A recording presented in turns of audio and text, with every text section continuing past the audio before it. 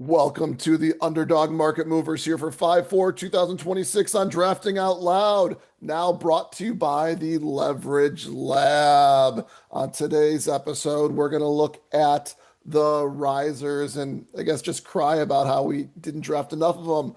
We'll look at the fallers and see if we didn't draft those, hopefully at least. And then we're going to look at the values. There's only one value on the board, believe it or not. Let's get to the leverage lab. And here we are. We have here our risers.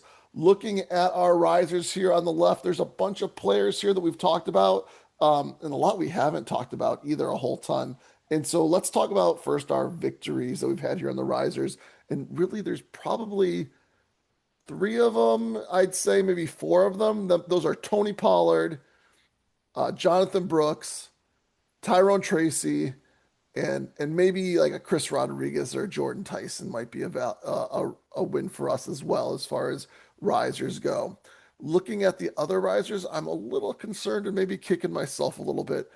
We talked about Jaden Reed going up to this price. He's gotten there much faster than expected, so I'm kind of kicking myself a little bit about that one.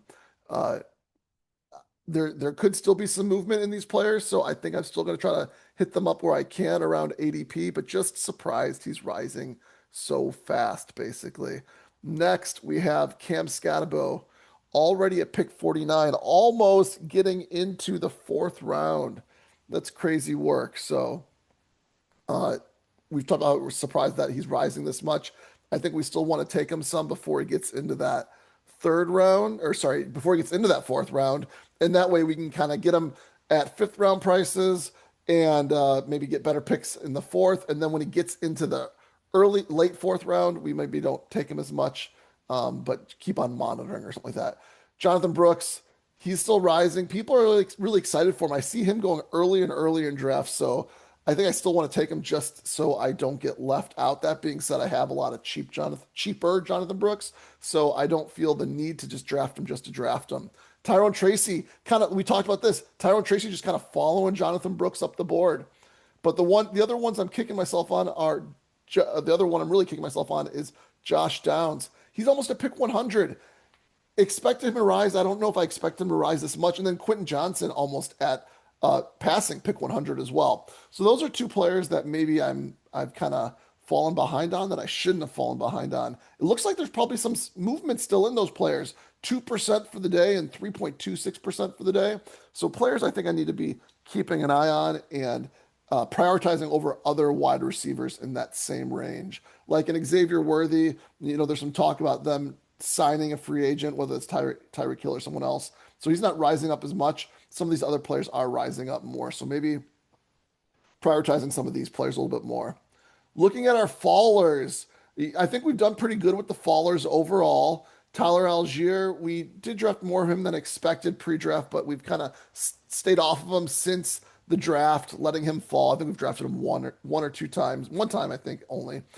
Trey McBride, we were lower on him just because of other players we were a little bit higher on, trying to get more like Rashee Rice, things like that. He is falling. He's now actually in the third round. Mike Washington, we were low on based on just talk about his potential for success.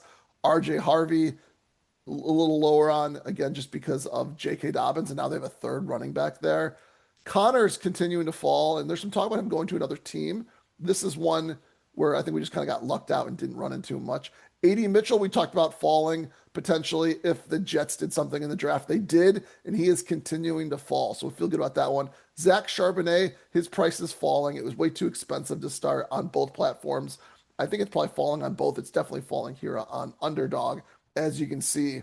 Christian Kirk, I think there's just some, who's the number 3 wide receiver on the 49ers.